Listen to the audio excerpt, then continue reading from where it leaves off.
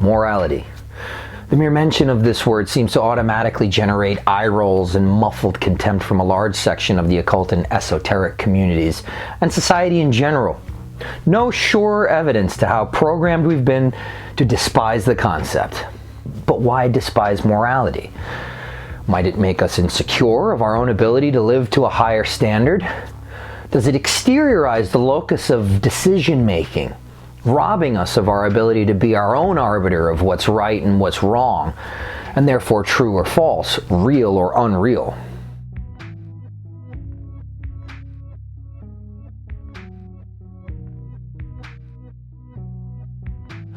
So first off, let's address the main gripes. Popular conception. Morality is an arbitrary system of control imposed upon us by patriarchal institutions to keep us under lock and key. It's a fear-based kind of brainwashing that helps our minds to be easily controllable, malleable. False. This is the overhyped, puritanical, or extreme, some might call, religious fundamentalist conception of morality. That's true. But from an esoteric or philosophical point of view, there's a lot more there. So that said, should we just throw the baby out with the bathwater? Or should we seek to find the truth? Here's an analogy. Let's say somebody taught you how to play baseball, right? But they taught you all the rules in such a way that would constantly rig the game in favor of them winning. You never really learned the truth. You never really learned how to play. Well, would you then, upon finding that out, say that baseball isn't real? Doesn't exist, it's completely arbitrary?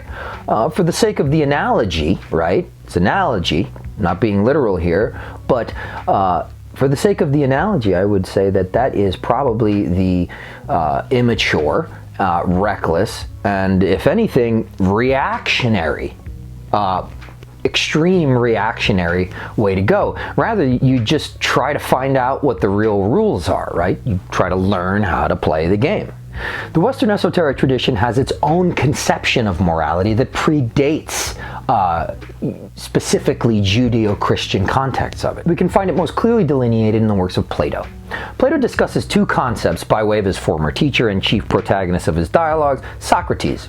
These two concepts are arete and eudaimonia, virtue or excellence, and well-being or good fate. We can view eudaimonia as the destination, and arete as the path there.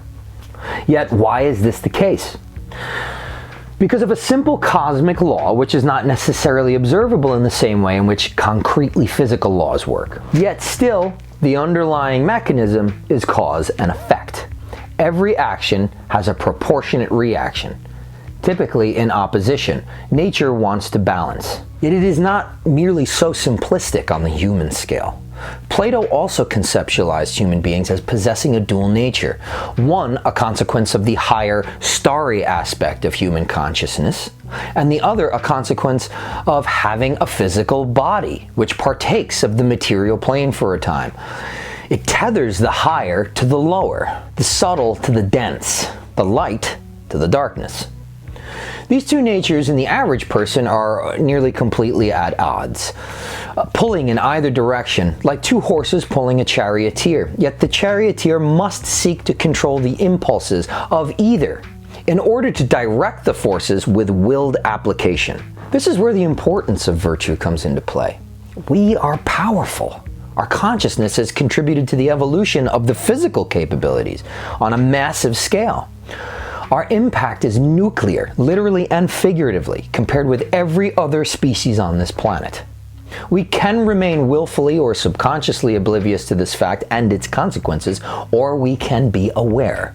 But the hard truth is that neither yields bliss.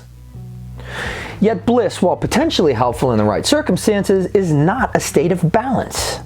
Ultimately, we must achieve a level of general and self-awareness that allows us to perceive the law of cause and effect clearly, and the consequence of vice versus virtue. Once we have achieved that, we have begun to, as Plato said, know the good.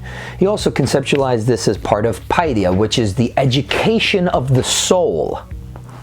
Once we know the good, the beneficial on that spiritual and cosmic level, any other choice but to act in accordance with it is weakness and willed malevolence.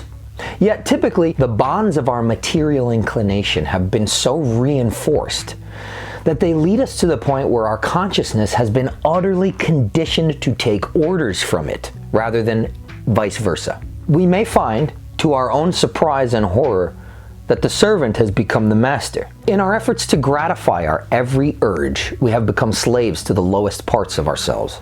Slaves because we cannot do what we know at our deepest levels what is best.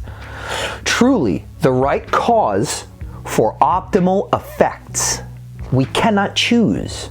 We can only pretend we are choosing what we are irresistibly compelled toward by impulses, passions, and must-have gratifications. Intense, often knee-jerk impulses, which just as often lead us toward ends of regret and self-loathing, even if masked by the pretended freedom we seem to exercise in bucking the system. In this way, we cut our nose to spite our face, because still, our soul suffers. In this sense, the pentagram of the microcosm has been inverted.